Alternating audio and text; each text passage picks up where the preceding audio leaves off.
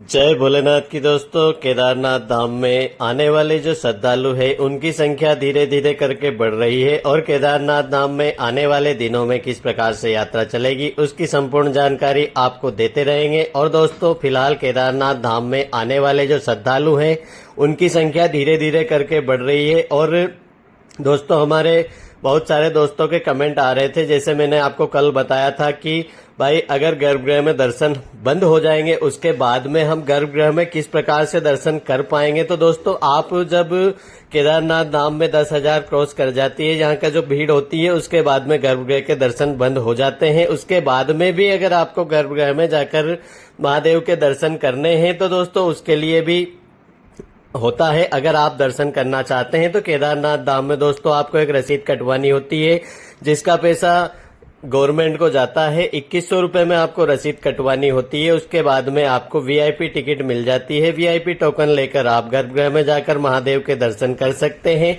और एक और मित्र का कमेंट आया था कि हमें उसके बाद में पूजा करवानी होती है। तो दोस्तों सेम प्रोसेस होता है।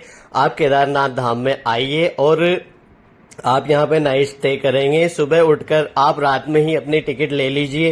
सुबह उठकर आपको 4 बजे लाइन में लगना होता है। वीआईपी लोगों को लाइन में नहीं लगना होता दोस्तों, आप टिकट ले लीजिए। सुबह आप जैसे ही मंदिर खुलेगा सबसे पहले वीआईपी लोगों को मंदिर के अंदर भेज दिया जाता है दोस्तों। साथ ही आपको यहाँ पे जो पुरोहित जी पंडित जी होते हैं उनको आप लेके जाइए मंदिर के अंदर और आप पूजा पाठ अभिषेक जो भी आप करना चाहते हैं आप करवा सकते हैं। और आप जो पुरोहित जी लेके जाएंगे, जो भी यहाँ के पुजारी होते हैं, उन्हें कुछ दक्षिणा देकर आप आराम से जाकर महादेव के गर्भगृह में जाकर दर्शन प्राप्त कर पाते हैं। अब दोस्तों ये तो पैसे वालों की बात हो गई। अब उन भक्तों के लिए क्या जो पैसे नहीं दे पाते फिर भी गर्भगृह में दर्शन करना है, तो दोस्तों आपको भी चिंता करने की कोई आवश्यकता नहीं है। आप भी गर्भगृह में जाकर महादेव के उस समय पे भी दर्शन कर पाएंगे जब भीड़ बहुत ही ज्यादा होती है। दोस्तों आपको थोड़ी परिश्रम थोड़ा ज्यादा करना होगा। बस महादेव के अगर आपको दर्शन करने हैं तो आपको अपने शरीर को थोड़ा ज्यादा कष्ट देना होता है। दोस्तों आप सुबह 2 बजे मतलब रात को 2 बजे से ही आपको लाइन में लगना पड़ेगा। मंदिर खुलता है सुबह 4 बजे। 4 बजे वीआईपी लोगों को दर्शन के लिए मंदिर खोला जाता है। जब वीआईपी लोग दर्शन कर लेते हैं उसके बाद में जो आम श्रद्धालु होते हैं उनके लिए मंदिर को खोला जाता है। तो दोस्तों अगर आप सुबह 2 बजे से लाइन में लग जाएंगे तो पहला नंबर आपका होगा। और जैसे ही वीआईपी लोग दर्शन करके बाहर आएंगे आप लोगों को सीधे गर्भगृह में ही जाके महादेव के दर्शन प्राप्त हो जाएंगे। तो दोस्तों अगर आप उस समय पे भी वीआईपी दर्शन करना चाहते हैं, गर्भगृह में दर्शन करना चाहते हैं जब भीड़ बहुत ही ज्यादा होती है, तो आप 2 बजे से आपको लाइन में लगना होगा। 4 बजे मंदिर खुलता है, 4:30 से 5 बजे तक वीआईपी दर्शन होते हैं। उसके बाद में आपको दर्शन करवा दिए जाएंगे।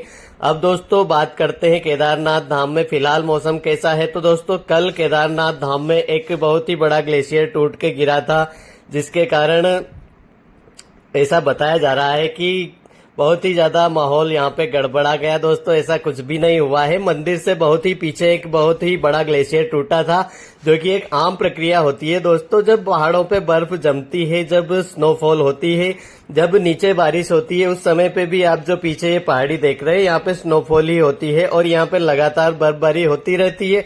अब लगातार बर्फबारी होगी तो बर्फ जमेगी, आम बात है दोस्तों।